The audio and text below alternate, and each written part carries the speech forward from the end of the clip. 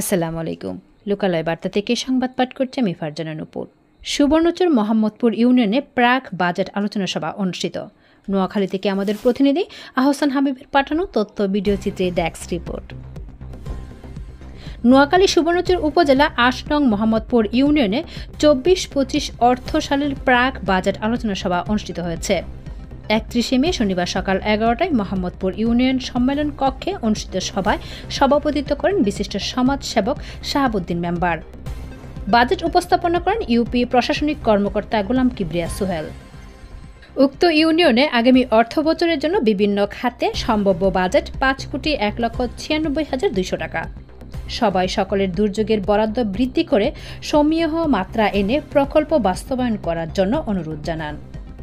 সবাই ইউনিয়নের পরিচ্ছন্ন রাখা, অবৈধ দখলমুক্ত করা, সৌন্দর্য বর্ধন করা, সুপেয় পানির ব্যবস্থা করা সহ বিভিন্ন বিষয়ে সিদ্ধান্ত নেওয়া হয়েছে।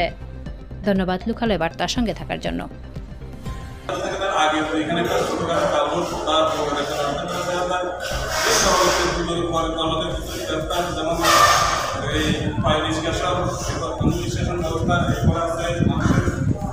বিশুদ্ধ পানির ব্যবস্থা এগুলো যদি আগেভাগে যারা বাজেটের মাধ্যমে করা যায়, তাৎক্ষণিক যদি কোনো ব্যবস্থা নিতে হয় আমাদের একটা ফান্ড দরকার।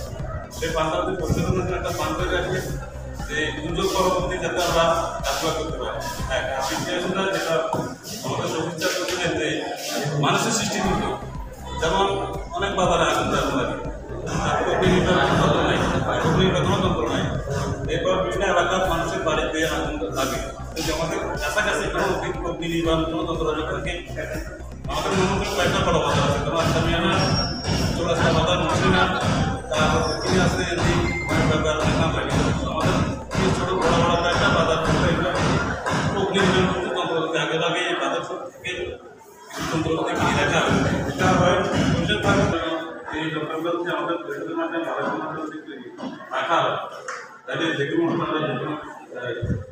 মানুষের সাথে ক্ষয়ক্ষতির পরিমাণ কম হবে। এগুলো চিন্তাভাবনা করে যদি ভালো থাকে এভাবে আমরা পরিকল্পনা জেনারেল সাইল ওখানে ইয়েতে আছে, বুঝা মাছ আছে, দুটো আছে, কারণ সাইলের বিষয়টা এখন খুবই সেন্সিটিভ। যেরকমভাবে যে কেউ এই সাইল রিসিভ এবং গ্রহণ করতে পারে, কারণ সবাই দায়বদ্ধতা আছে। এখানে যদি একটু সুবিধা অসুবিধা হয় তাহলে আপনার জেনারেল সাইলের চেয়ারম্যান শেষ, সচিব শেষ, কারণ এটা খুবই সেন্সিটিভ। এই জন্য আমি বলছি যে আজকে